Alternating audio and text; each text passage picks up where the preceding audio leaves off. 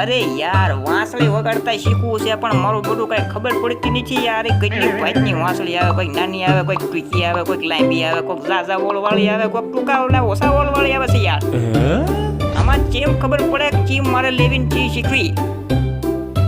એક વાત કહું છું, સાંભળો. એક સપ્તક હોય છે, એમાં 12 સૂર હોય છે. મુખ્ય 7 સૂર હોય છે જેને શુદ્ધ સૂર કહેવાય, બધાને ખબર હોય છે, સારે ગમ પધની.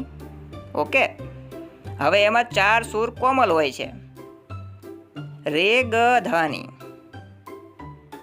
7 ને 4 કેટલા થયા? 11. એક મ તીવ્ર હોય છે, થઈ ગયા 12. એ 12 સ્કેલ થઈ ગયા. હવે અલગ અલગ સ્કેલની અલગ અલગ બાંસુરી આવે છે ભાઈ. લ્યો, તમારી મૂંઝવણ કેટલી મોકળી કરી નાખી. આવો,